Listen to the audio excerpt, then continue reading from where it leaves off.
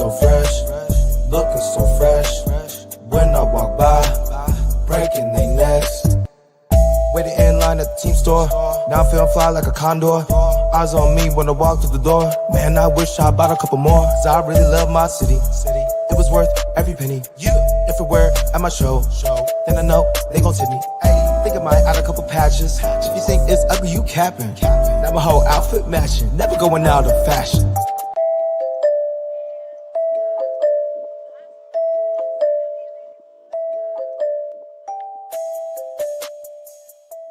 What's going on, everybody? Welcome. Episode 660 of Talking Friars podcast and YouTube show.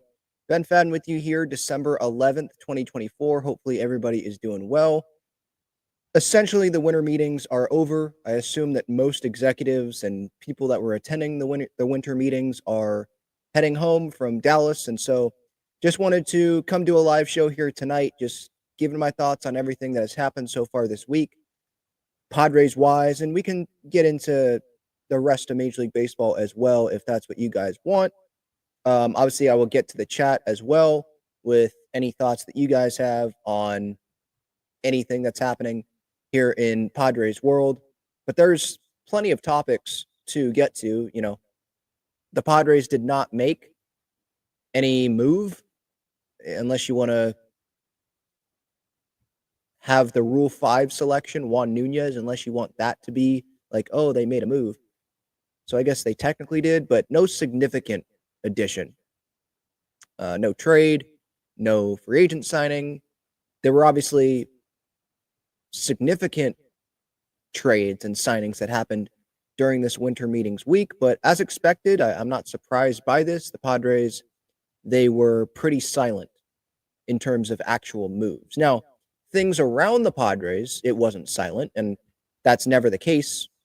Things around the Padres are usually never silent during winter meetings week. There's usually some sort of rumor out there. There's news, and Mike Shildt expressed confidence in the club's ability to go sign Roki Sasaki. Then Roki Sasaki's agent Joel Wolfe was speaking to the media, and he mentioned the Padres, and then mentioned the market size might be more beneficial if Roki is in a smaller to mid market and not be like right up there in the big, hugest market right out of the gate. And he talked about the Japanese media. So we'll get to that. Kevin Acee and Dennis Lin, what did they report here this week? Jon Heyman said something interesting, to say the least, today on one of his appearances. And then, Juan Nunez, Padres selected him in the Rule 5 draft. I'll try to bring up any information that I have on him. Back end of the rotation candidates, internal candidates there, like what are those looking like? Who could they be? There's plenty to hit on here tonight. I think there was a lot of talk about Dylan Cease and Roki Sasaki, and so I think we got to start there. And so let's start with Roki Sasaki. And obviously, I already made a video on this, but Mike Shildt talking to the media, and it was actually on MLB Network Radio, and how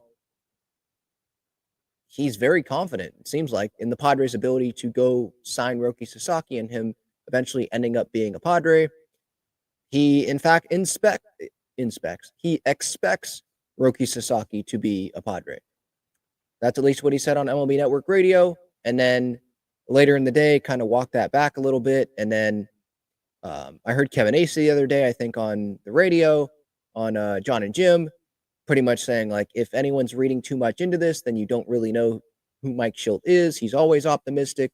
This is just like who he is, the way he talks. So don't read too much into that. I think people are reading too much into that, is what the point that he was making. But for me, and I still have the same opinion, I was totally fine with Mike Shildt.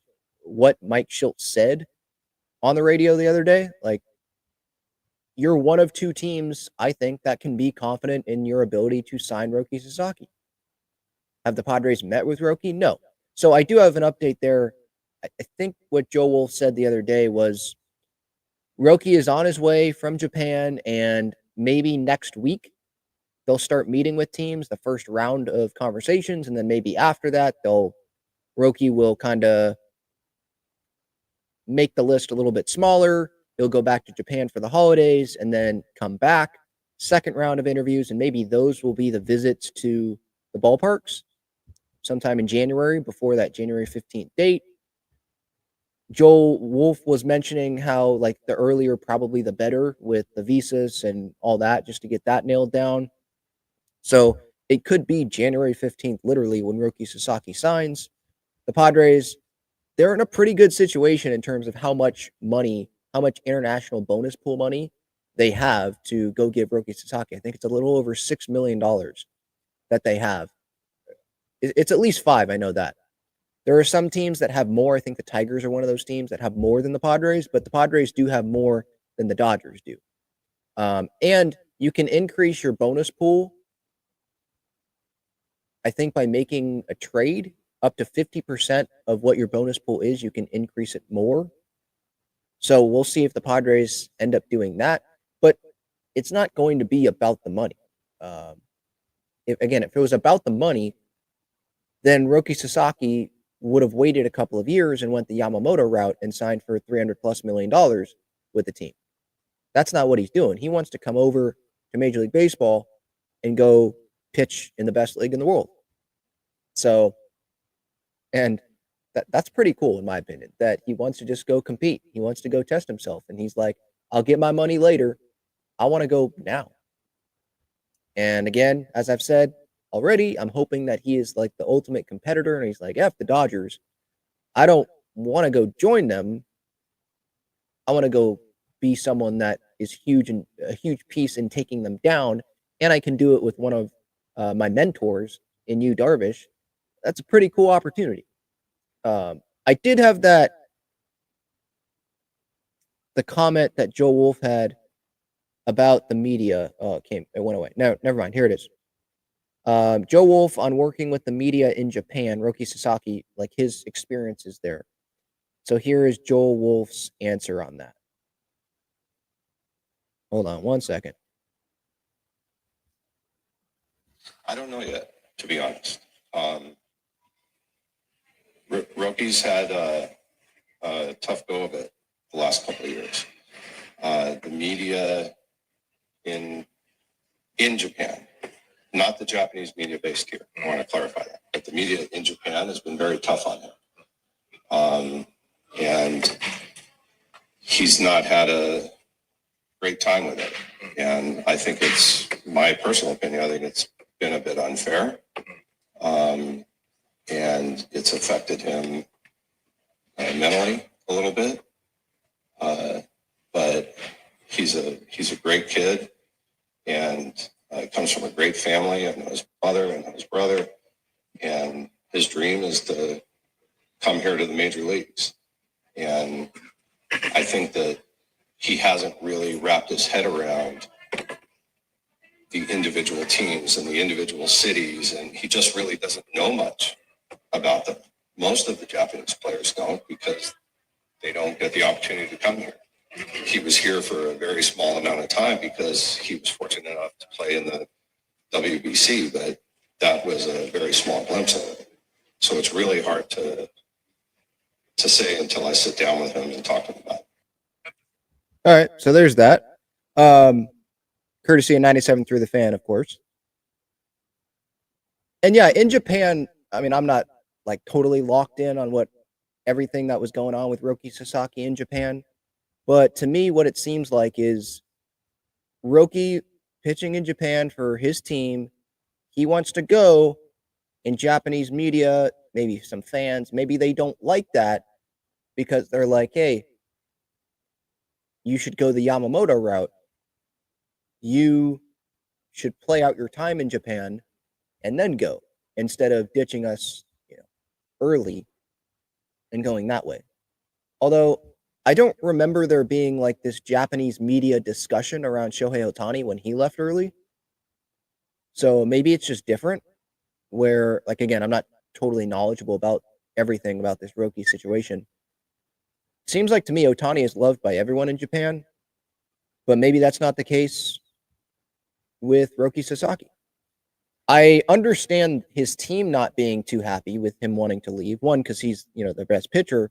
But two, the team is going to get a lot less money with Roki going over now as compared to a couple of years, because I think they're getting 25% of whatever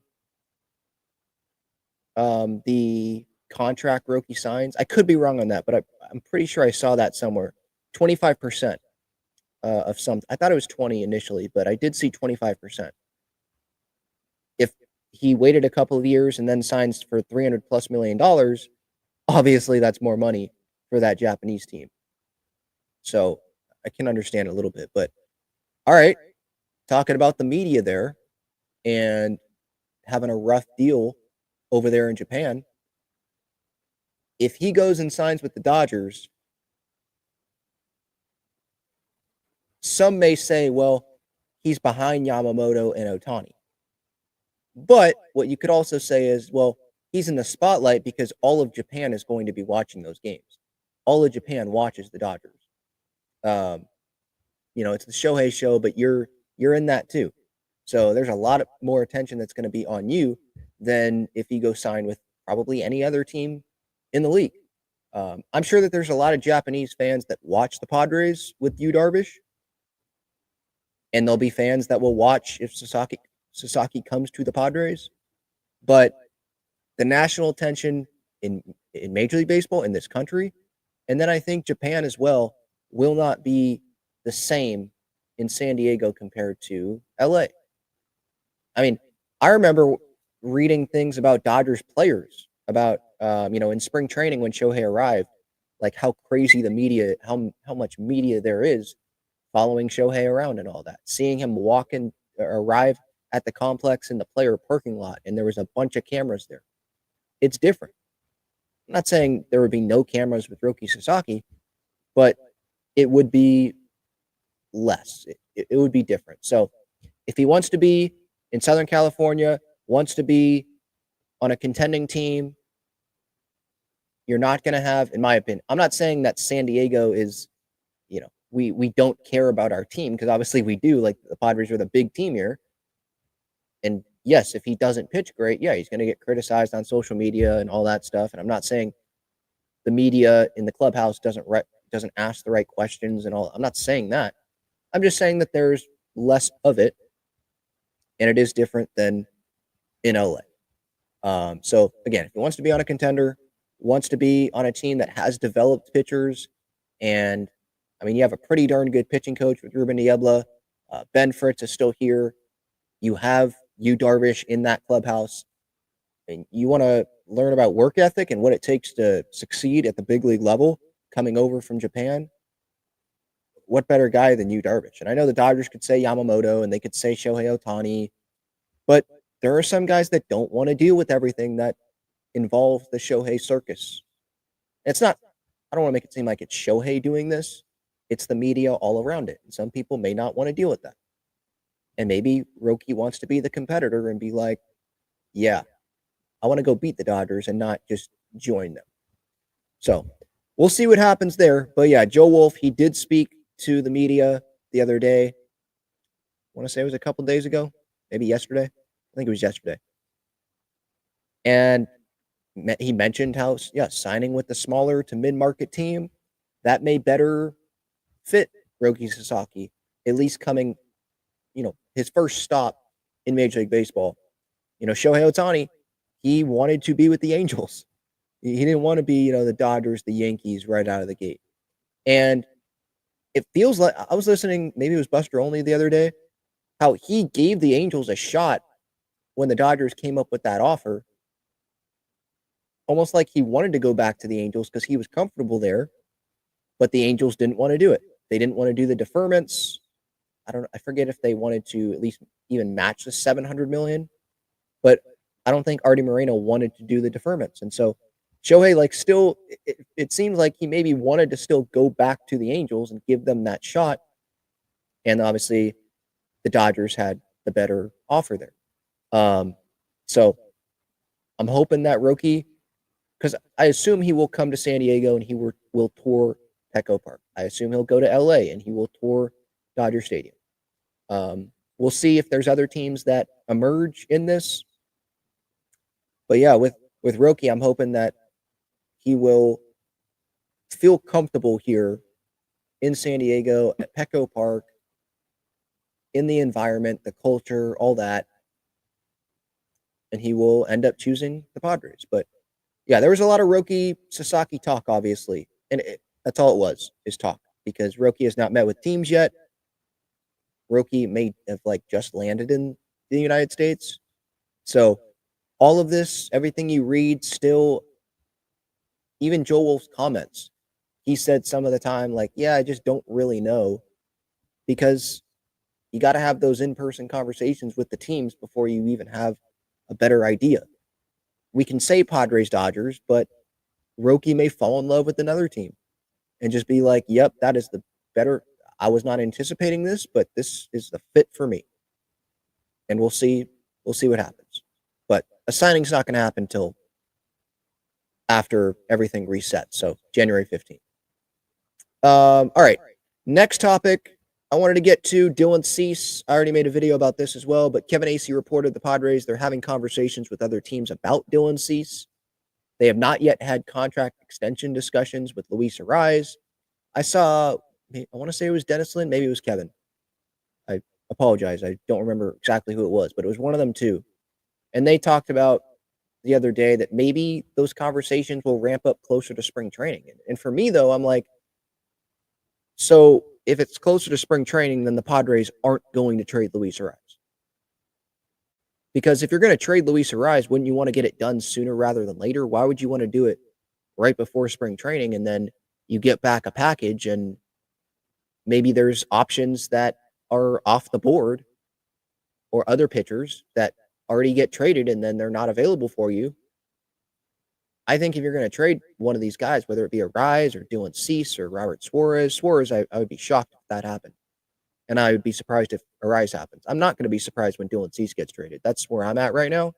But one of these guys get traded, probably want to do it sooner rather than later so that you can build around the rest of the roster and you create that flexibility. Okay, this is how much more money that we freed up here, and then let's go get the business. Like how they did with Juan Soto this past offseason. Garrett Crochet got traded to the Red Sox today, and there was talk, obviously, of, well, maybe the Padres will trade Dylan Cease to the Red Sox. They get some talent back from the Red Sox, and then they can go trade for 2 years of Crochet. So you pretty much swap out 1 year of Cease for 2 years of Crochet. I was not the biggest fan of Crochet. I was like, yeah, let's get him. And then when I don't think he specifically had the comments, but maybe it was his agent that leaked it or something, that he wanted a new contract to pitch in the postseason last year. And this was when he was still with the White Sox, obviously. So I see that and I'm like, no, I'm good. We got a talented team. I don't need that. I mean, this is your job, dude. You need a contract before pitching in the postseason. I get it if okay, maybe you want a contract before next season. But yeah, that report it did. I was like, it flipped me totally. And I was like, yeah, nope, I'm good. But getting back to Dylan Cease, me seeing that the Padres, one source told Kevin Acee, the Padres in no way do, and I'm not quoting this, word for word, but essentially the Padres, no way they're going to be over that first luxury tax of, $241. No way. That's frustrating as a Padres fan. You were close to being the Dodgers. The Dodgers, what they're doing, they add Blake Snell. They're getting Shohei Ohtani back. They could get Sasaki, obviously. They get Michael Conforto. Maybe they'll bring back Teoscar Hernandez as well. I assume they'll bring back Kike Hernandez. They've got all that talent. They keep adding. They just won the World Series. They're going to get a bunch of pitching back as well next year. And the Padres here, we got Tommy John for Joe Musgrove. Talk of trading one of our top starters. And it's just we had to decrease payroll last year. And I know last year it was a masterclass by AJ Preller. Great job from him. And I have faith that he can do it again. But it's still, AJ Preller can do his job. And I've said this before. he can do his job, but then the players don't perform up to the level of expectation. Then it looks like, oh, those were a crappy job done by AJ Preller. And it's like, well, I mean, he can't control what the players do on the field. So that's where I'm like, is it going to work again if that's what we have to do? But yeah, Dylan Cease, he is the Padres' Juan Soto this year. Last year, I know it's different salaries, but $30 million, you can create some serious flexibility. You can get some great things back in return. It's 1 year. You're not signing him. And obviously, that was the right decision for Preller to go trade Juan Soto. And you make that deal, and I think it's turned out pretty darn good. I would say the Padres have the advantage. They've won that deal. I know the Yankees, some people would laugh at me saying that the Padres have won this deal, but the Yankees made it to the World Series. You didn't acquire Juan Soto to make it. You acquired him to win and to help convince him maybe to go sign with you in free agency, and he didn't do it. He went to the freaking Mets. So, yeah, now we have Michael King for another year at least. Maybe we can get an extension done there. Although with the money situation, the AAV, if you get an extension done with Michael King, it's probably going up, not down. So I don't know about that. It's the same goes for Jackson Merrill. He's making less than $1 million this next year. Why would you want to do an extension officially and get it in the books when you're paying him $800,000 and you're decreasing? You're trying to create flexibility. You know, that's just going to hurt you. You should be in no rush to sign Jackson Merrill based on this financial situation, in my opinion. But yeah, with Dylan Cease, this is the guy, star player, 1 year left before free agency. The Padres, they can create financial flexibility. If I'm picking one or the other, King or Cease right now, I'm picking Michael King. And who knows what you could get back in a Dylan Cease deal. The Baltimore Orioles, they're probably not bringing back Corbin Burnes. We'll see where Corbin Burnes signs. But the Orioles, they have a stacked farm system. I'm trying to think. I was thinking about the Mets because they have improved their farm system. And maybe this would be a 3-team deal type thing. But I was thinking of some teams like that where it's like they've got the top farm system or one of the top farm systems. And in the Mets case, I think it's improving based on where it was a couple years back. The problem, though, is there's not a lot of top pitching talent, at least if you look at the MLB.com top prospects for the Orioles. There's not a lot of that. It's a lot of position players.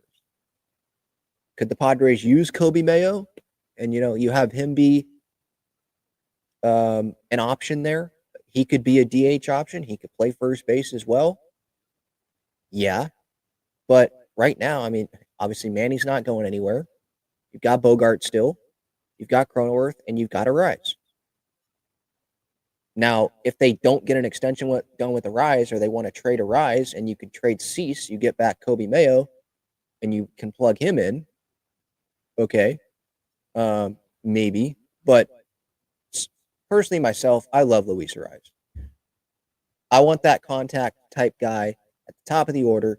See what he can do when he's healthy. He loves San Diego. He can play multiple positions. I was actually pleasantly surprised by what I saw from him defensively at first base in the postseason, especially. He obviously can DH. It's a good top of the order bat. So I would prefer to keep Arraez and the Orioles to give up their top prospect for 1 year of Cease. Not so sure they'd do that, but maybe someone like, and I'm not going to act like I know a ton about these guys, but they do have a catcher / first baseman, Samuel Basallo. I'm just looking at their top prospect list and looking at the position, and I'm like, okay, maybe. Enrique Bradfield Jr., that's a name that is familiar to me. I'm pretty sure he was one of the top draft picks for the Orioles, I think, in recent years. Outfielder, ECA 2026. If you can bring back Profar, you bring in another veteran outfielder, and then you can maybe have Bradfield come up and be a starting outfielder for you in the future. But yeah, looking at this list here with the Orioles, there's not a lot of pitching. Their top-ranked pitching prospect, Chase McDermott, he's 26 already, though. 6'3", 197 weight. He only had 4 innings this past year at the big league level, a 3.10 ERA in 2023, 3.78 in AAA, Baltimore's AAA.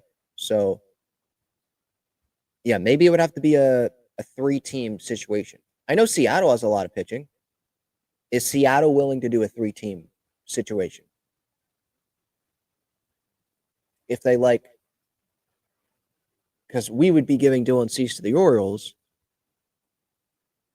Seattle has pitching, they can give us pitching, and Baltimore can give them position players or top prospects, something like that. Maybe we get a top prospect, and then we get a pitcher from not the Orioles, from Seattle. I totally just thought of that right now, so I'm just throwing out ideas here, but maybe. So we'll see. But yeah, there's teams, and part of why, and I tweeted this out the other day, I'm preparing myself mentally that Dylan Cease is going to get traded. Like, I will not be surprised at all if Dylan Cease gets traded. Part of that is not just because of the financial situation, but because of the free agent prices and this game of musical chairs that's happening in free agency right now. And if you're the Padres, again, 1 year of Dylan Cease, and you can go capitalize on that, bring in some more controllable pieces. You have multiple holes on the roster that maybe you could fill in this deal. I don't think they're signing Dylan Cease in free agency or giving him an extension. And Max Fried just went to the Yankees for 8 years at, $27 million a year, something like that. Corbin Burnes may get more than that from a team. So that's going to leave the Blue Jays or, again, maybe the Mets end up being interested. It's going to leave the Orioles. What are some other? I don't think the Giants would be something the Padres would just go trade Dylan Cease to the Giants, but there are teams out there that are going to try to contend, but maybe they couldn't hang in those Max Fried, Corbin Burnes discussions. Nate Eovaldi already signed. He's back with the Rangers.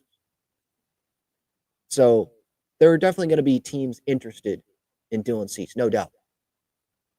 It sucks that we're in this situation again, but this is the reality of it. And I did see the other day, there was something I think someone wrote in The Athletic, maybe it was Jason Stark, about, teams that lost their TV deal, they could get $15 million or up to $15 million. Are the Padres going to reinvest that all back into the team, though? Because if they do, they still don't want to get over the first luxury tax, according to that one source. So they're just going to spend it all. That's going to put them over the luxury tax, probably. So I'm not even really hanging on to that. Let's wait for that 15 mil, and then they're going to spend all of that on players. I'm not so sure about that. So I think Dylan Cease is a goner. I think the rotation next year, best case scenario for me, is Michael King, Yu Darvish, Roki Sasaki, and then a couple starters, a starter that they acquire in the Dylan Cease trade, and then another starter maybe they get in free agency. Do they want to dip into the Max Scherzer waters?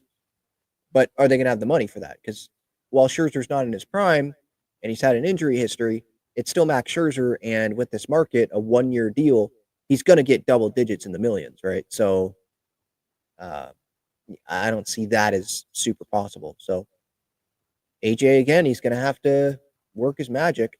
Now, as for the internal back of the rotation options, Dennis Lin did report Morejon, Hoeing, and Kolek as possible candidates.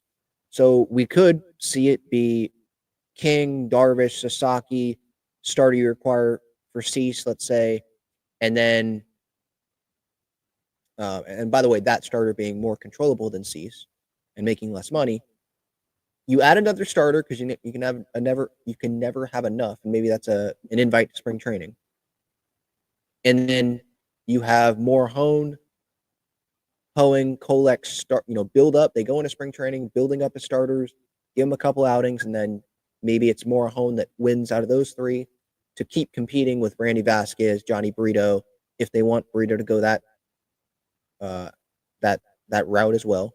Waldron, and then you go with those guys, compete for a 6 spot in the rotation if they go to 6. Because if Sasaki comes, you want to limit his workload a little bit, right? I mean, it's his first year, and those guys are used to pitching on the 6-man rotations. So maybe that's where it could become a little bit of a problem, where if Sasaki wants to pitch in a 6-man rotation, the Padres, they're trying to fill 5 right now. So they're going to have to find a way to make it 6 if that's what Sasaki ends up needing. Or you could go with bullpen days for that 6th spot, I guess. That's obviously a long ways down the road. But what do I think of Morejon, Hoeing, and Kolek? It would be interesting. I think out of those 3, I want Morejon to stay in the bullpen. I don't want him starting. I like that lefty option in the bullpen, so I'm taking him out of it. I would be interested in seeing Bryan Hoeing as a starter. I don't know if this would be someone that would go 6 innings consistently, but as a back-end starter, I wasn't super impressed by Stephen Kolek, but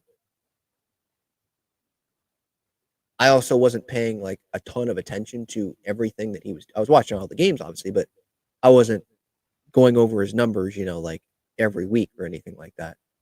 Bryan Hoeing, though, he pitched well coming over in that trade deadline deal with the Marlins, along with Tanner Scott, who will hopefully not sign with the Dodgers coming up in free agency. Hopefully he signs with the Yankees or someone else in the American League, get as far away from San Diego as possible, unless you're in Anaheim.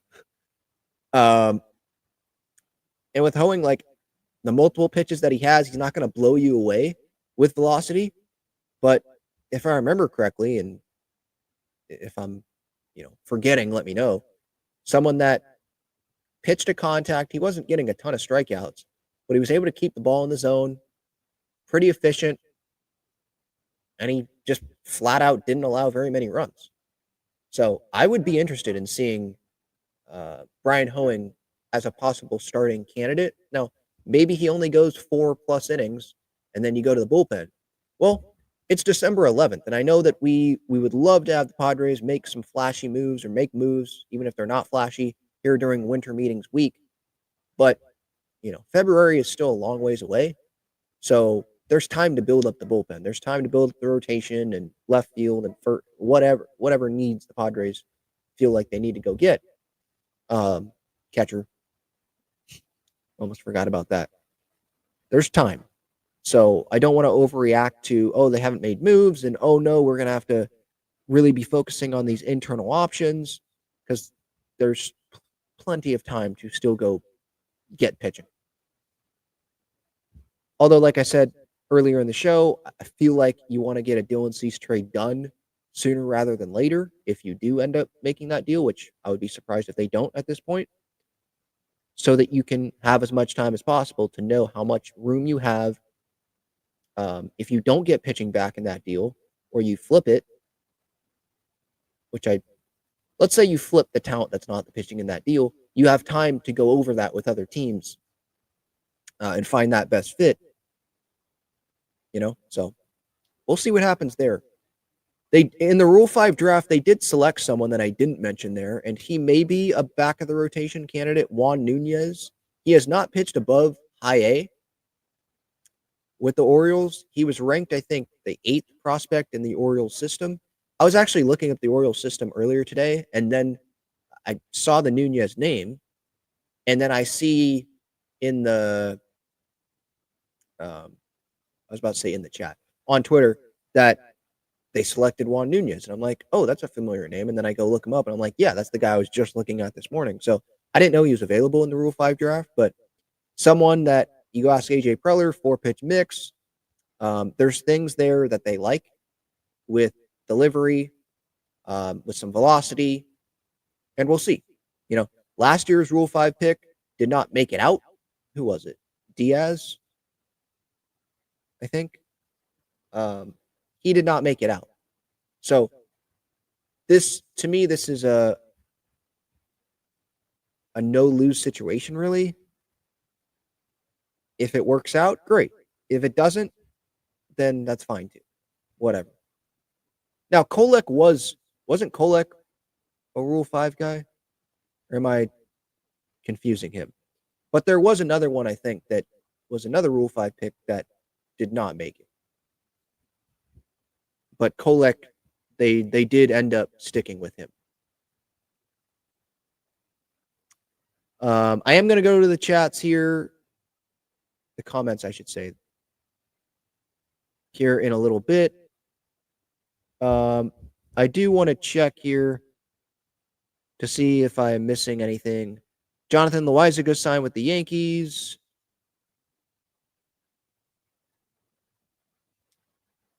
Good for San Diego State. Jordan Napier announces he will return in 2025. That's not baseball related, though.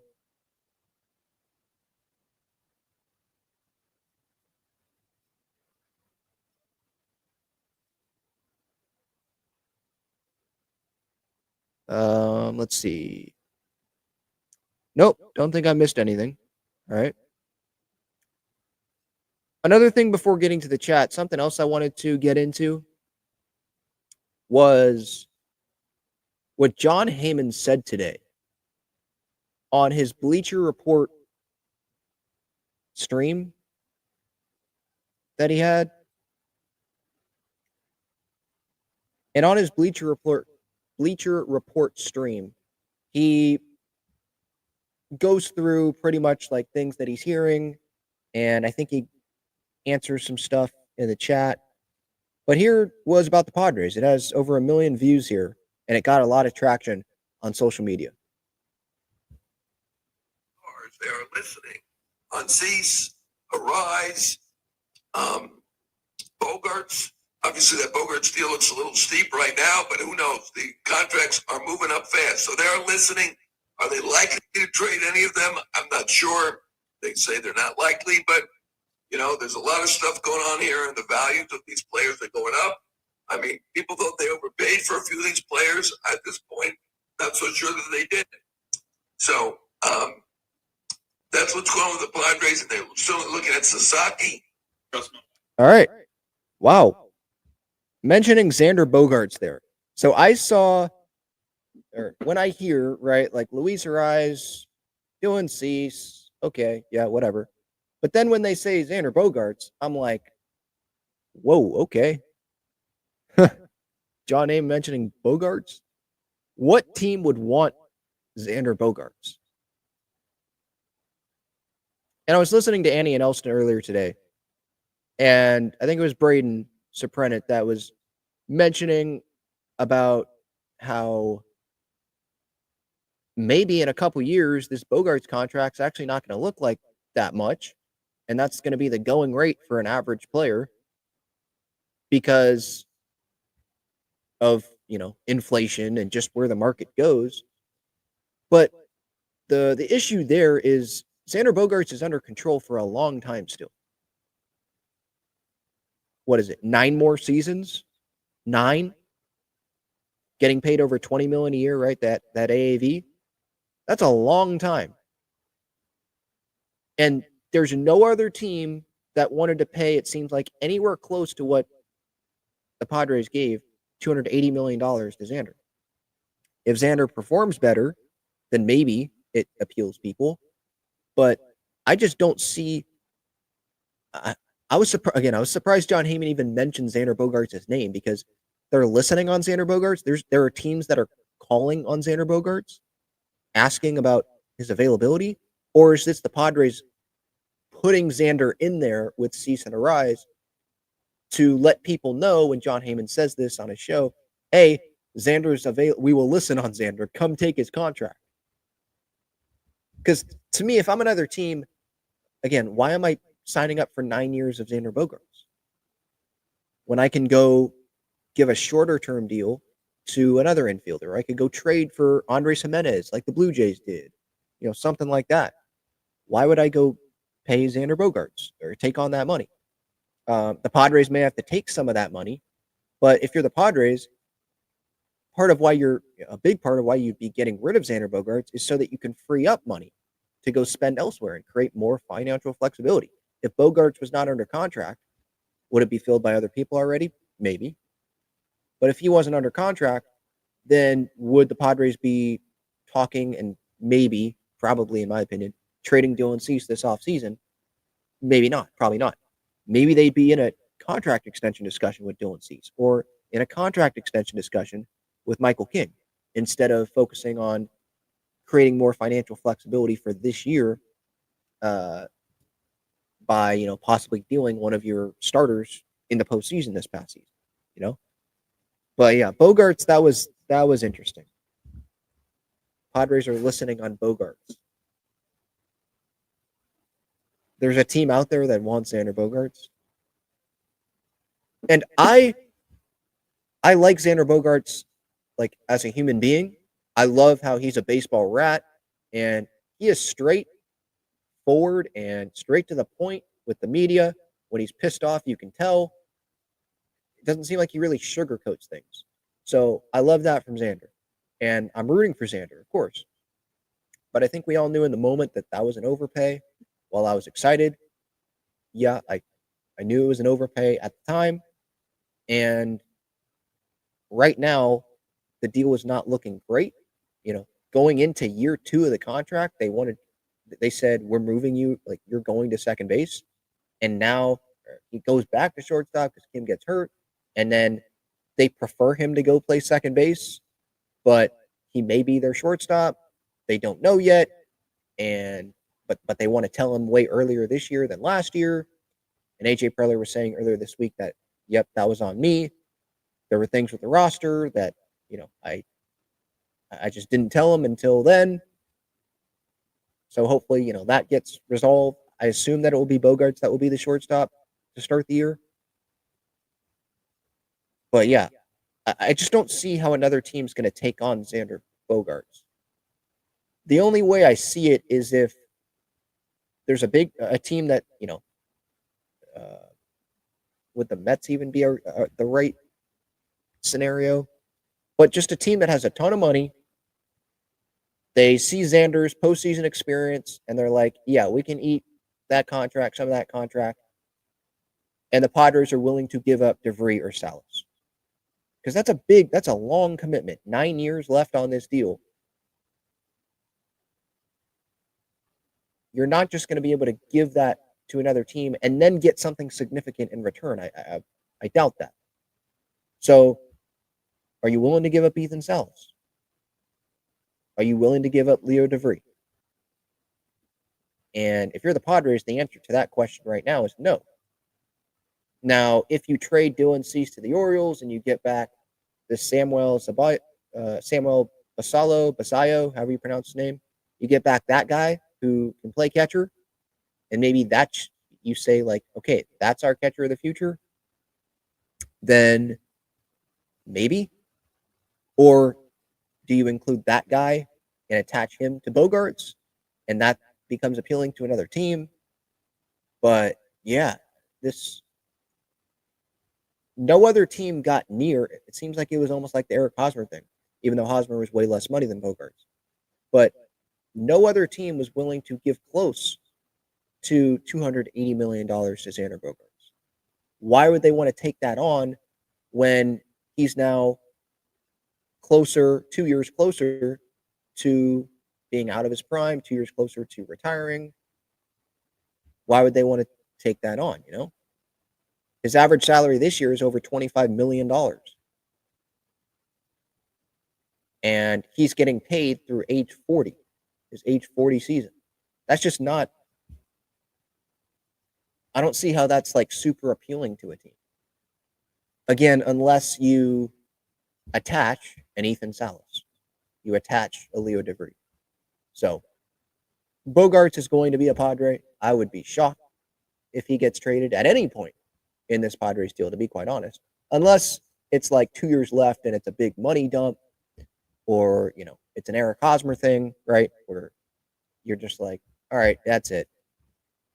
We'll eat money, but we're not eating however much is left on this deal. 25 times 9, something around that. More than $225 million left on the deal. Like, they're not eating that, and a team's going to take on $225 million of Xander Bogaerts' contract. It was one thing for the Yankees to do that with Stanton, but he had won an MVP, middle of his prime, the big power. Bogaerts hasn't been that same guy since coming to the Padres. So, Padres listening on Luis Arraez, that's totally believable. Okay, I expect Cease to be dealt, but Bogaerts. Padres may be listening for a while. I don't know what they're going to be listening. They're not going to be listening to opposing GMs, probably. I just don't see that. Still, I'm rooting for Bogey. Again, like off the field, and he's had some good moments too. I don't want to make it seem like he didn't. He did come through a little bit in the postseason as well. I don't want to make it seem like he's nothing, but $280 million is, I think it was too much for Xander Bogaerts. And yes, $765 million for Juan Soto is too much. Like, there's a lot of overpays here. Max Fried was probably an overpay with the Yankees, right? But like if you think realistically and what this guy actually deserves in free agency, you're going to come up in what, second, third place every time. I think Andrew Friedman said something like that this week at the winter meetings. If you think rationally about free agents, you're going to finish third every time, second every time. You're not going to get them. You're going to have to overpay because it's bidding. So I understand, the Padres overpaying for someone like Hosmer, overpaying for someone like Bogaerts, overpaying, giving Manny $350. Maybe some, I was fine with that, but maybe some think that's too much money for his second contract with the Padres. But if you want these guys, you're going to have to overpay. But there's a difference between overpaying and I think like ridiculously overpaying. And when no one comes close to 280, and the team that Bogaerts was on, that he won multiple World Series is on, is like laughing. Like Red Sox fans, they were laughing at how much the Padres gave Bogaerts. Like, seriously? I was listening to a Red Sox podcast, Section 10, with Carabas, and they were like, Peter Seidler was on crack when this was happening. And obviously they're joking, but it's just a lot of money that they gave to Xander. So, yeah, when that's happening, there's a difference between overpaying and doing that. But, Peter wanted to win. And I'd rather have someone do what Peter did than be Bob Nutting with the Pirates. Be, what's the guy's name? Dick Monfort with the Rockies. I'd rather be Peter Seidler. I'd take that every day of the week over owners that are in it for the money and they don't care about winning. Because if they did, they'd be investing more into the team. John Fisher is another one I can throw into that boat. Luis Severino, giving him that money, come on. They're doing it because they had to. All right, before getting to the chat, a reminder of some of the great sponsors, partners of the show.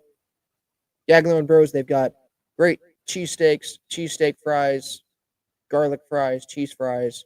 Great stuff there at Jaglone Bros. Check them out. Main location is on Friars Road. Website is in the description with the address, phone number, all that. Breaking Tea, they've got Padres and Aztec shirts and sweatshirts. Check them out there. Profar, we'll see if he returns. Tatis, Manny, Merrill. There's a bunch of guys there. So check them out. Underdog, 50% deposit match up to $1,000 using code Talking Friars. Sorry, I was reading something in the chat. Totally got me thrown off there. But yeah, deposit match up to $1,000 on Underdog, 50% deposit match there. They've got soccer, NFL, college football, college basketball, obviously MLB when the season is here. Lots of good stuff there. And then SeatGeek code Talking Friars, $20 off your first order when you sign up with the email. Again, code Talking Friars. All right, I'll get to the chat. Let's first go to the super chats. Albert, thank you so much, man, with the $5 super chat. Friar Faithful, let's go Roki. That's what we're waiting for. That would be so huge with this budget that the Padres are under to go get Roki. That would be huge. because the talent seems like it's there. And then obviously the financial aspect. It would be like a minor league deal that he would sign, right? The money you're paying him is your bonus pool money. You're not paying him for just regular free agency. If Roki was coming in like Yamamoto last offseason, we would not be talking about Roki Sasaki because the Padres would not be in on him. That's just what it would be. That's just what the situation would be. Thank you for that, Albert. I appreciate that. And then JD's third says, Ben, do fans have a right to be frustrated with our financial situation? Why no empathy and understanding for those going through tough times? Prices are up.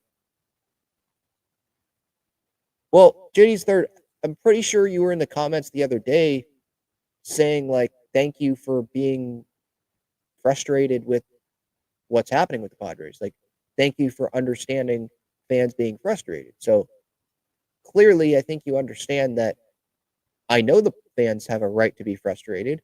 I'm one of those fans that is frustrated with what's going on.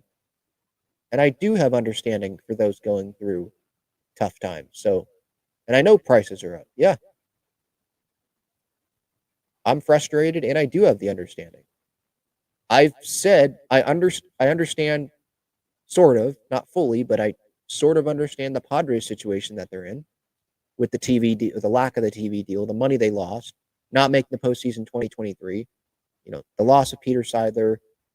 I understand. I get it. But at the same time, it is frustrating when you see other teams improving, including teams that beat you. You're close, and you let guys go that were significant parts of your team, like Kyle Higashioka, for less than $7 million a year. I don't think that would have been this big overpay to bring Higgy back on that same deal that he got with the Texas Rangers. So, yeah, I'm frustrated still with this financial situation. And I understand both sides, the fans, and at least I try to understand the Padres side as well. But thank you, JD's third, for the super chat. I appreciate your dedication and you always being in here. All right. David says here, proposal, the Padres turn Hoeing and or Kolek into starting pitchers. It seems like that's what the Padres are going to try to do, is they're going to give them the opportunity to do that, I should say. And they better be ready from the get-go in spring training, because if they're not, then they're probably going to try to narrow that down to some other guys to give, because there's only so many innings that you can be throwing in those Cactus League games or the backfields. So we'll see. But yeah, it seems like they're going to give those guys those opportunities. Red Devil NC, keep up the great work, Ben. Thank you. Appreciate it. J-Fly asks, is Kim going to be on the team this next season? I don't think so. But him, it seems like him not going to the Giants, because they obviously signed Willy Adames to that long deal. It increases, like I said the other day, it increases the Padres' chances at bringing back Ha-Seong Kim and him coming back and, kind of crawling back to the Padres on a one-year pillow deal. But there could be other teams out there that are like, hey, the Yankees may be one of those teams where they're like, hey, yeah, you're not going to be ready for the start of the year, but that's okay. We believe in you on a multi-year deal. You can play multiple positions. You can help us out. And I could see the Yankees being one of those teams, because I don't think they're bringing back Gleyber Torres. They got Volpe at short, but they don't have a third base solution right now. Do they have a second base? I don't think they do. I could totally be blanking, but I don't think they do right now. I mean, they're looking at first base too. So, yeah. Kim's someone there that I would think about. I mean, there's probably plenty of teams that would love to have Ha-Seong Kim, but on their terms. So, if Kim doesn't get the terms that he wants, then maybe he comes back to the Padres and he's totally fine with that, believes in his abilities, and then he'll go back out after the 2025 season and go get a multi-year deal elsewhere. He could come back this year, but like Kim is not going to be a Padre long term because they're hoping that DeVry comes up in 2026, right? And he's the shortstop. And you got Bogey, you got Crony. Maybe you'll still have Arraez, and you're just not going to have the room, the at-bats for Kim. And Kim will be able to get an opportunity somewhere else, no doubt.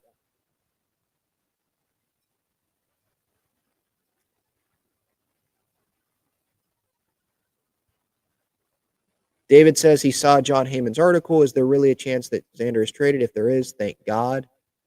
I'm sure that's how a lot of Padres fans think, but I don't think that, I mean, sure, maybe like 1%. But again, I just don't see what owner is going to have their GM come to their office and be like, hey, I've got this $200+ million that you will now pay to bring Xander Bogaerts in. What owner is going to be like, yeah, let's sign off on that? I just don't see that.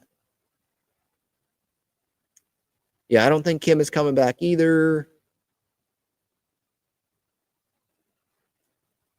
JD's third says, Roki decided years ago who he is signing with. This is all theater.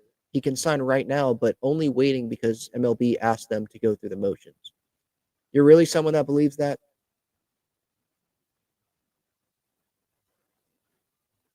He decided years ago when he didn't know the situation that other teams would be in when he actually comes over to Major League Baseball? Yeah, I don't really believe that. Maybe he wants to be with the Dodgers, but what if another team blows him away? I'm not even saying it's the Padres, but what if he tours ballparks, tours cities, and he decides that, you know what, this city fits me more? So I don't agree with that. Devin asked, would I sign Luis Arraez long term? I would. I don't know how many years. Would it be 4 or 5 years? It's not like Juan Soto territory. Don't get me wrong. But yes, I would. You can lower the AAV for this year as well, so that helps. And I don't think that's someone that's going to age poorly. He's a contact hitter. He's not a power hitter. So, he's going to lose his power. No. He will always have this great ability to make contact. So, yeah, I would give Arraez a long-term extension. And I wonder, though, what the AAV would look like, though. I guess that's the real question. JD's third with the super chat again. Thanks, Ben. You are the best Padres content creator. We support you, not Kutspenda or his henchmen. We support Padres that want to win. Okay, well, first off, JD's third, I appreciate the support. Thank you. But I'm not going to fully endorse your comment there. And yes, Kutspenda instead of Kutsenda, yes, it's a popular thing on social media. But I've never met the guy. He has talked once publicly in front of Padres media, and that was at spring training. I don't know everything about the Padres' financial situation. So, like, I'll put it this way. If Peter Seidler was still here, guess what? The Padres were still going to decline. They were going to lower their payroll last year. It's what was going to happen. It was already rolling in place with Peter still here with us. So, would Eric Kutsenda want to be Steve Cohen and have all that money? I'm pretty sure he would. So I think we got to give a little bit of grace to someone like Eric Kutsenda and whoever else is being involved there with those decisions. If they had more money to spend, if they had the TV deal still and all that, I hope that they would be spending more money. To me, though, it seems like with the information that we have, I don't know, if maybe can't spend the money is too harsh of a word or too harsh of a description of their situation. But it would be hard to make a profit if they continue to spend. Remember, they had to take out a $50 million loan? didn't they want to take like a $100+ million loan out, but Major League Baseball only allowed 50? So they're rebounding from a tough situation here. So again, when I go back to like trying to understand both sides, I'm trying to understand their side. I wish Kutsenda would talk more, and that he'd be more revealing about their situation. I think then Padres fans would be maybe more understanding. But no one's going to reveal their books. No one's going to go in depth about the financial situation. They're going to talk about it in vague terms and all that. And Kutsenda, we've heard him once talk.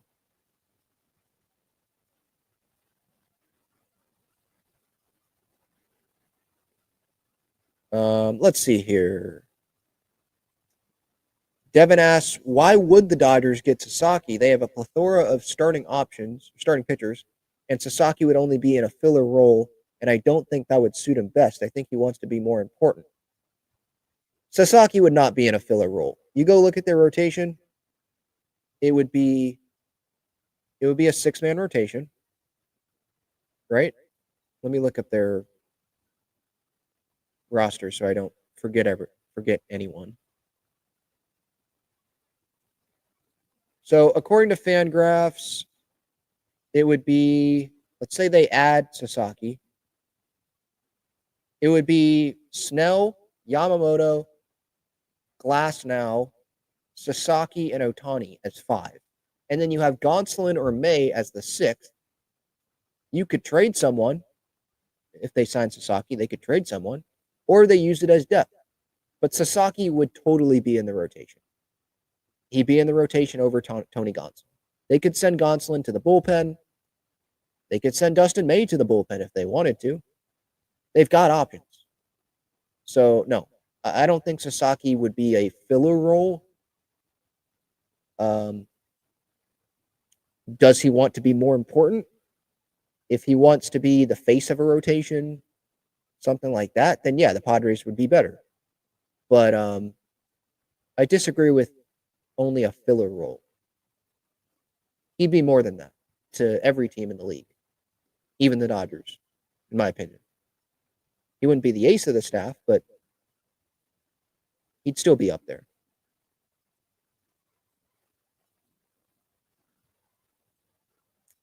More Dodger fans in the chat. Shocker.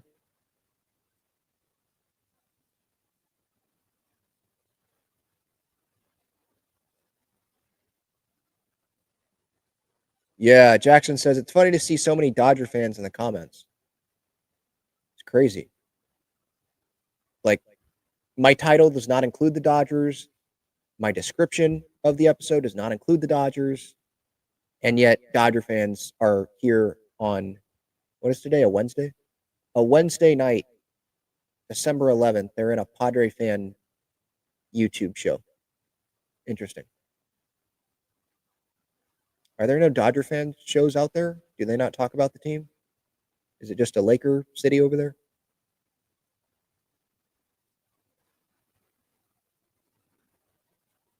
Thanks for being here, I guess. Just don't be nasty in the comments. That's all I ask. Yeah, I agree, Devin. It seems like the Padres didn't really have a choice with this restricted payroll. Last year, obviously, with Soto, you don't want to trade Soto. And then with Dylan Cease, do you want to trade Dylan Cease? I would guess not, but sometimes you just got to make the best out of the situation. And that's the situation it seems like the Padres are in again. They're going into this next year. Will it change? If they go on a long postseason run, more revenue, and maybe something changes with the TV situation, or they get that $15 million, maybe things will change. But at the same time, should we really expect the Padres to be players and big free agents again for the next decade? The next half decade at least? Because if we want Jackson Merrill locked down, that's going to cost a lot of money. If we want Michael King locked down, that's going to cost money. So this money that maybe they'd go spend on free agents, wouldn't they spend it on Michael King and Jackson Merrill, our guys? Luis Arraez as well. So we could lock down the talent that we have, but I'm not expecting these big like starting pitching additions. Like giving Corbin Burns a huge contract or whoever's up next in free agency. I'm not expecting that. They gave a big contract to Musgrove. They gave a big contract to Darvish. Might give a big contract to Michael King. They've spent. Obviously, spent with Manny and Cronenworth and Suarez and Tatis and Bogaerts. Like, yes, there are teams like the Mets giving Soto that much money. The Giants giving that money to Willy Adames. The Yankees giving that money to Max Fried. But the Padres have spent a ton of money already on guys that are on their roster, or maybe saving it for guys that are on their roster now and they want to lock up. And I think some Padres fans got to remember that. And I know it's frustrating. I'm more frustrated about not, sure, it sucks that they're not in on Corbin Burns, but like, I'm more frustrated when they don't go sign someone that I feel like should be in their pay range. I'm not asking to spend $20 million a year on any free agent this offseason. I'm asking, bring back guys that were good players. They played a key role in this Padres team, and they're not asking for the moon. I thought Higgy, that was a realistic deal. And Higgy's not Yadi Molina. He's not Pudge Rodriguez. I get it, but it's those little moves. We'll see what the Profar thing, what his contract looks like. But that will be another one that I will be pissed off at if it ends up being a pretty reasonable deal and he goes somewhere else. Like, so hopefully you guys understand my frustration. It's not being on the big guys. We have big guys on our team. It's some of the other financial decisions.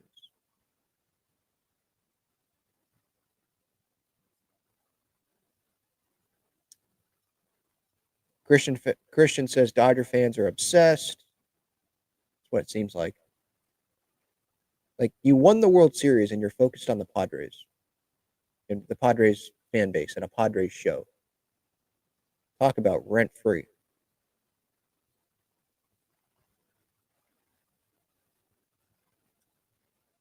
What pitchers has Niebla developed? I could go through a list. You want me to go through a list? And it's not just starting pitchers. There's relievers too, because he's the pitching coach, not just the starting pitching coach. But since he's come here, was Joe Musgrove a finished product when Ruben arrived? I don't think so. Michael King, Seth Lugo, Michael Wacha. And yeah, those guys only came to the Padres for, 1 year, but those guys do count. Jeremiah Estrada, he was like nothing with the Cubs. And the Padres pick him up off waivers, and look what's happened. Adrian Morejon couldn't stay healthy. A little bit underwhelming, I think, performance too. And then look what happened this past year. Nick Martinez, let's not forget about him. I'm trying to think of past Padres that recently left.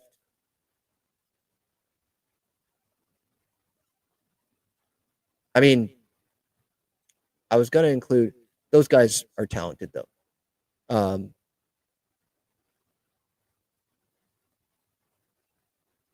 I'll go down a list. Hold on 1 second.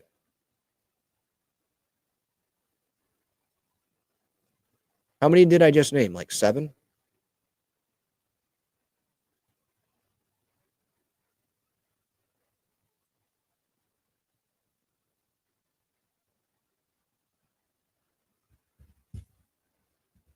All right. Let's see. Luis Garcia had a pretty solid year in 2022 under Ruben Niebla. Steven Wilson. And I know some of these guys you're going to be like, well, Ben, they're vets. They were already in the big leagues, but okay. You can still develop even if you've been in the big leagues. Nabil Crismatt.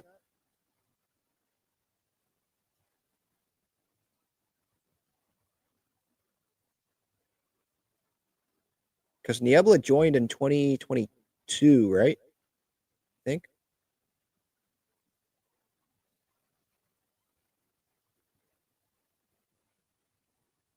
But yeah, I mean, Lugo and Waka, I'm just looking back. Lugo and Waka, huge pieces for this Padres team. And you go ask any Padres players what they think of Ruben and what he's done for them. I haven't heard anyone say anything negative. Tom Cosgrove's another one. I know this past year wasn't that great, but I think he should be included. He's had some moments.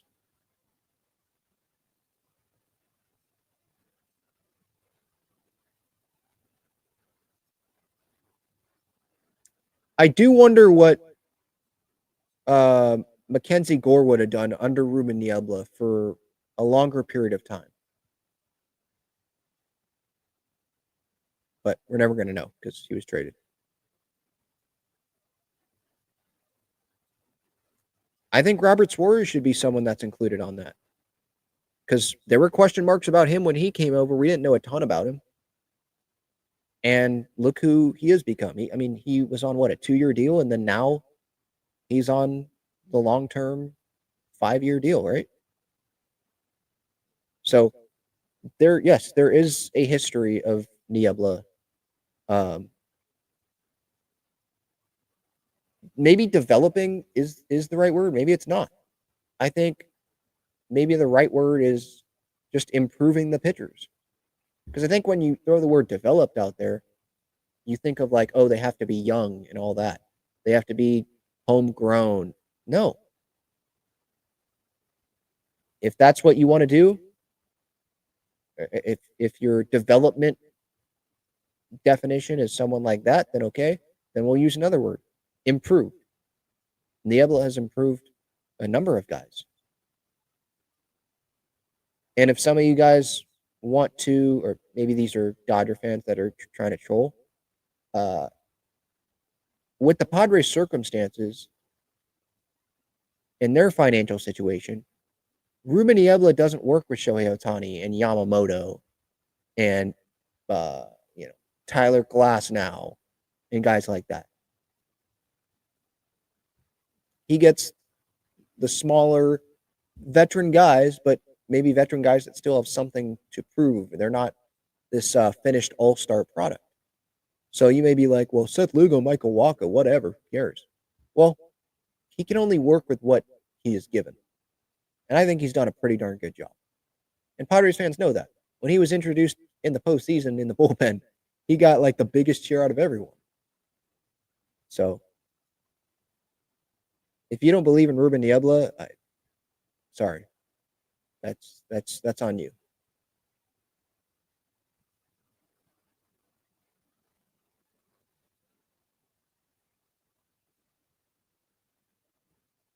Eddie says, so trade the lesser player to get lesser talent back? Why? Trade King and rebuild the farm system that we've depleted, trading top prospects for rentals. Well, here's this. I say don't trade King, trade Cease. Cease still has value. I think Michael King, I want him here long term. I think there's a better chance of extending him than there is Dylan Cease, or at least bringing Michael King back. I think there's a better chance of that than Dylan Cease. So that's part of why. You want to rebuild the farm system that we've depleted, trading top prospects for rentals. Well, guess what? Soto trade and the other trades, or I should say acquiring Soto, not trading Soto, but you get what I'm saying, the Nats trade. Acquiring him and acquiring Joe Musgrove and Darvish and Tanner Scott and Jason Adam, all these guys that have left. And we're like, man, depleted system. Well, guess what? It seems like year in and year out, the Padres continue to have guys that other teams want. So it's depleted in the eyes of some. Is it depleted in the eyes of AJ Preller that knows way more than all of us about these prospects? No. So I only really care what AJ Preller thinks about the farm system and what other teams, but other teams continue to want Padres prospects. So how depleted is it? You could say it's depleted because, there's not a lot of guys that come up to the big leagues, but AJ Preller for years has wanted to win now, and part of how you win now is by having guys that perform at the big league level. that have a track record of performing at the big league level. And so you go acquire those guys. And what do you have to do to acquire those guys? You have to give up future talent that other teams want. And by the way, a lot of other teams have wanted the Padres' future talent. You give that up. And so, yeah, then you're going to have less of it because that's just the way it works. But Preller, it seems like he continues to do a good job of continuing to restock that. But, yeah, I gave my reasoning why Cease over King.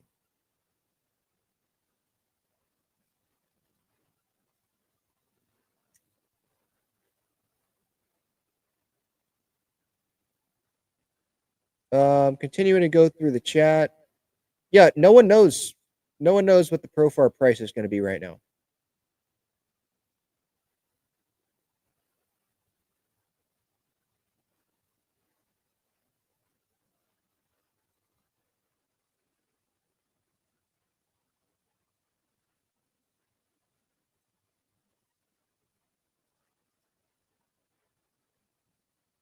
Let's see.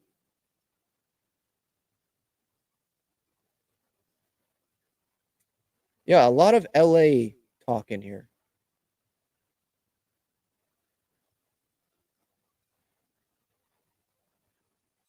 I'm trying to actually get to like good comments and questions, and it's a bunch of Dodger fans, so that's kind of ruining the purpose of the chat here.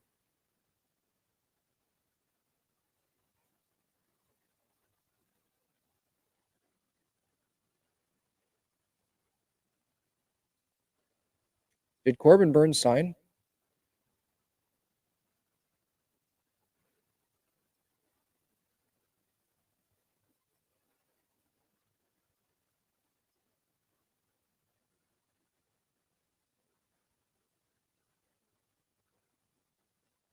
Oh, no. That was someone just throwing out a random number in the chat.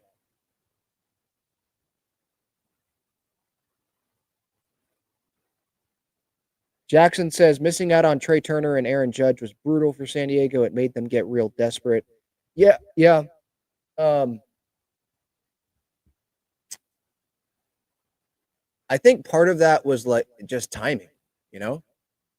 If this free agent class was during that offseason when it seemed like Peter Seidler, just whatever it took, he was going to go get one of those big free agents, we'd be in a better spot because we would have Max Fried or we would have Corbin Burnes. One of them would be a Padre because Peter Seidler would have paid for them. That's how I feel. But in that offseason, it was position players. It was Aaron Judge, who just he wanted to be with the Yankees and homegrown there, and they gave him the captain and all that. Like, I understand that. And Trey Turner wanted to be more on the East Coast. I think that's what his wife wanted or his significant other wanted. And so, okay. Some of this stuff you couldn't control.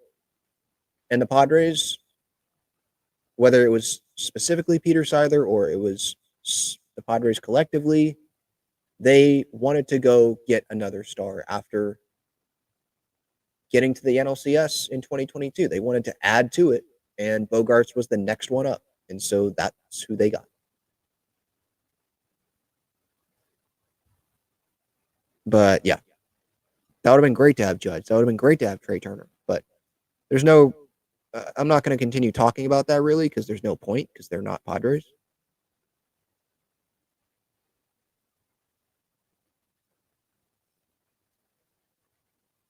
How AJ has a job is beyond me.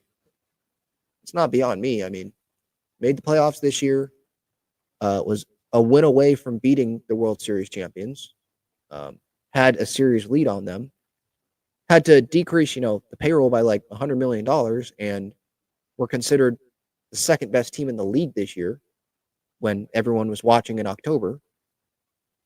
They were considered the second best team in the league by the Dodgers themselves.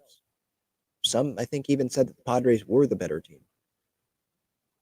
And that was the World Series. So AJ Preller constructed that team. Team that made the postseason in 2022. Couldn't control Fernando getting suspended. If Fernando didn't get suspended, who knows what would have happened in 2022. We saw Fernando being a game changer in the postseason this year.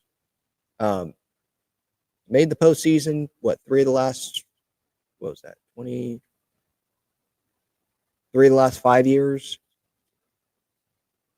If he didn't get the job done this past year, and what I mean by that is like making the postseason and having a really good team like he had this year, then yeah, I think he should have been gone. 2023 was rough, and I understand fans being frustrated with AJ, but I'm totally fine with AJ still being the GM here, being the president of baseball operations. Totally fine with it. The dude's really smart.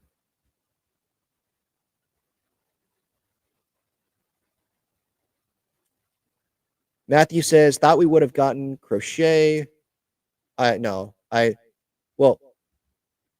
when I knew we weren't getting Crochet was last trade deadline when they traded Lesko and Snelling. You got rid of both of those guys. You're not getting Crochet.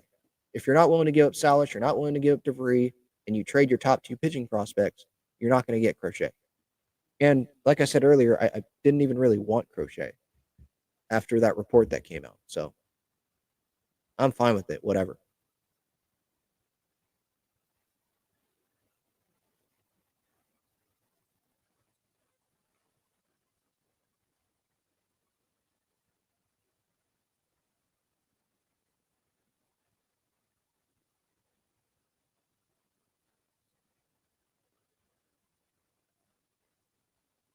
Really? People are talking about my earbuds?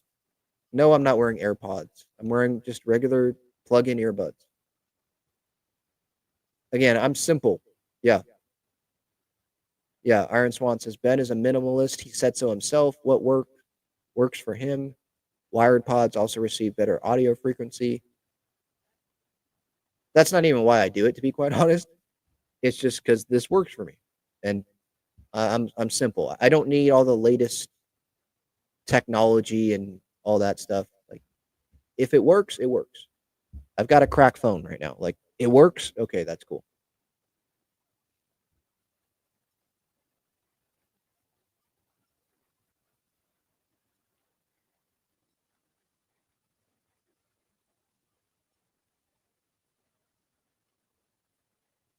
Yeah, this is an aggressive chat today, huh?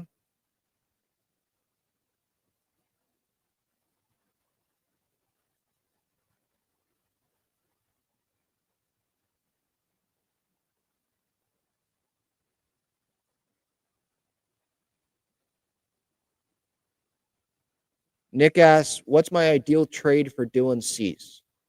Trade him to the American League One and preferably get back 2 key pieces to help the big league club.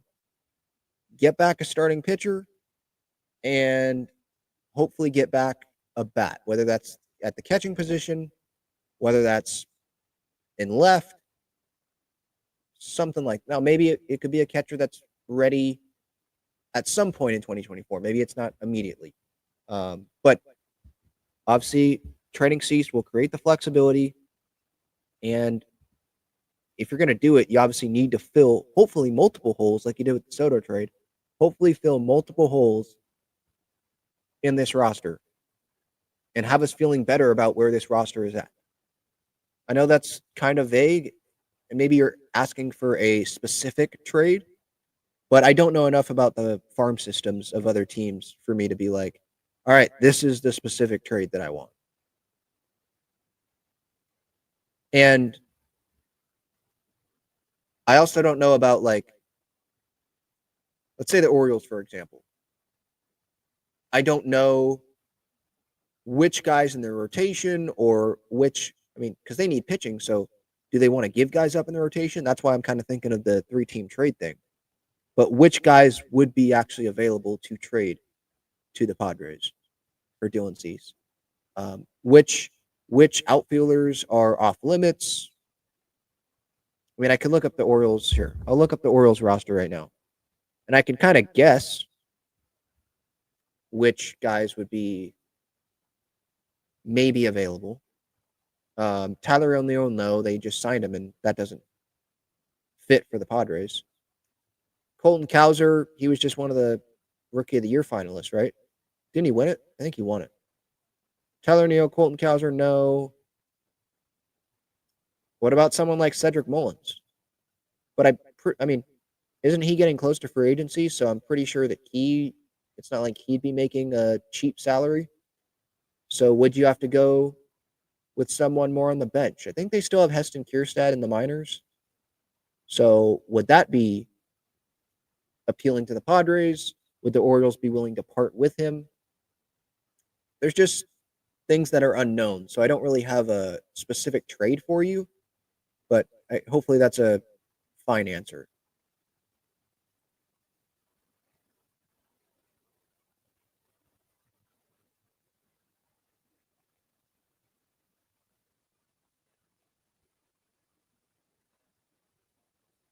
Chad says, if Preller can replicate a regular season like they had last season, it will be very impressive considering all the maneuvering he's had to do since Peter passed. I agree, for sure. It was impressive. I understand Milwaukee's winning executive of the year, Matt Arnold, I think is the name. But Preller was right there, and he had a strong case too, considering what went on in the offseason and the decline in payroll and trading Juan Soto.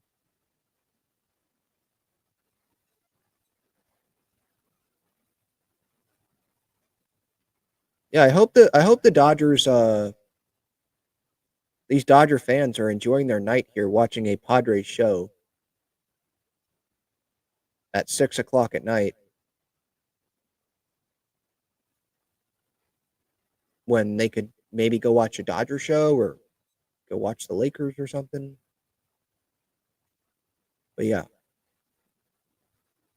Thanks for the views, I guess.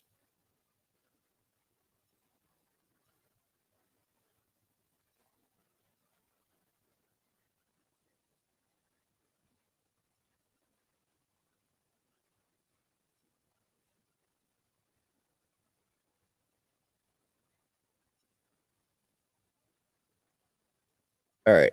I'll get to this one super chat and then that'll be that. Pocket Rude Boy says, since San Diego is broke, here you go, Ben. Keep being you. You gave me a $1.99 super chat. Thank you. Yeah, we're broke. Yep. That's why we have Manny Machado and Fernando and Robert Suarez and Joe Musgrove and Yu Darvish and all these guys on our roster. Yeah, because we're broke.